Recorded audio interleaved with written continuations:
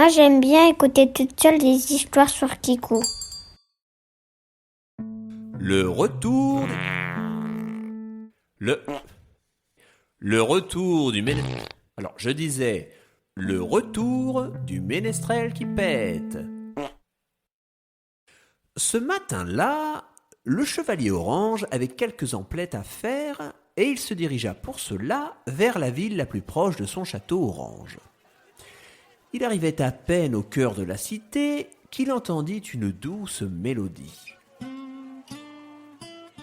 Le tout était fort bien joué, mais l'instrument paraissait quelque peu étrange. C'était le ménestrel qui pète qui interprétait joyeusement les meilleurs morceaux de son répertoire afin de divertir les passants. Le chevalier orange était joyeux de retrouver son ami le ménestrel, et le musicien l'était tout autant. Ils se lancèrent de bruyantes salutations, ponctuées des sons du luth enchanté. « Alors, mon vieux, qu'est-ce qui vous amène ici ? » ?»« Oh, j'ai pris quelques vacances, et je viens jouer un peu, hors de la cité où j'habite. »« Ah ? Et comment va la princesse Coin-Coin ? Vous ne jouez plus ensemble ? » ?»« Oh, si, mais ces temps-ci, tout le monde fuit la ville. Le vilain mage qui nous avait ensorcelés n'arrête pas de faire des siennes. Il lance des sorts à tout le monde pour s'amuser, et la vie n'est plus possible. » À ces mots, le chevalier orange sentit qu'on avait besoin de lui. Voici une mission pour le chevalier orange. Je vais m'occuper tout personnellement de ce vilain mage. Et voilà nos deux compères prenant la route vers le village du ménestrel qui pète.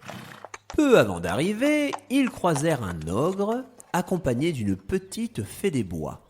L'ogre prit la parole. « C'est affreux ! Un vilain mage nous a jeté un sort à la fée et à moi. Il a inversé nos voix. J'ai l'air complètement ridicule et tous mes copains ogres se moquent de moi. Ouhouhou, c'est terrible !» Nos héros lui promirent de régler la situation au plus vite et ils reprirent la route sans tarder après avoir salué la petite fée qui leur répondit poliment « Alors à plus les mecs !» En arrivant, ils se rendirent compte que quelque chose clochait. Le chevalier orange s'approcha du premier passant qu'il croisa et il le questionna. « Bonjour monsieur, dites-moi, avez-vous entendu parler d'un vilain mage qui sévit dans la région ?» Pour lui répondre, l'homme se mit à parler avec les oreilles. « Ah bah ça, pour sûr que j'en ai entendu parler. Ça fait une semaine que je parle avec les oreilles et je suis obligé de marcher à reculons. Ah, et des fois je parle à l'envers. Je déteste ce mage et ses blagues. » Et ils continuèrent leur chemin, passant parmi des villageois, tantôt à la peau toute verte à petits pois rouges, tantôt qui marchaient sur les mains, certains avaient des queues de souris qui dépassaient de leurs vêtements, et d'autres encore ne pouvaient s'exprimer qu'en chantant. Ils auraient volontiers aidé le chevalier en l'accompagnant, mais tout le monde avait une excuse pour ne pas venir. L'un se transformait en cafard après minuit, l'autre chantait en boucle une souris verte chaque fois qu'il touchait de l'eau, enfin bref, chacun avait son petit problème.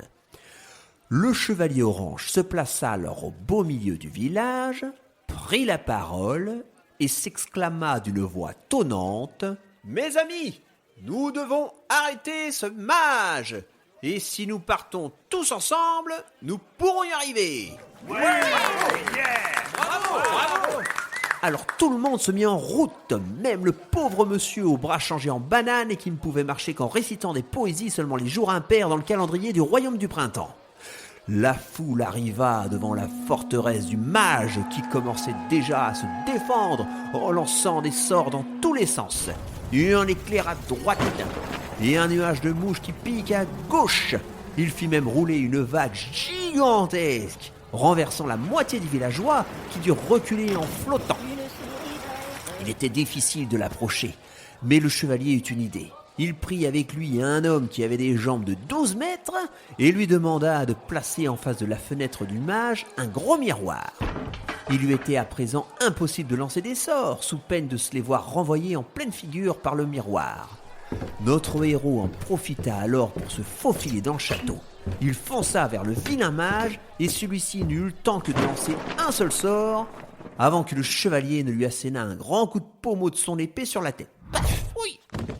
Tout le monde était ravi d'être enfin débarrassé du vilain lanceur de maléfices, et on acclama le chevalier orange comme il se dut. Néanmoins, les sorts lancés ne se dissipèrent pas tout de suite. Il fallut attendre quelques semaines avant que tout redevienne comme avant. Et comme le mage avait eu le temps d'ensorceler le chevalier, celui-ci dut rester le chevalier couleur cacadois pendant quelque temps.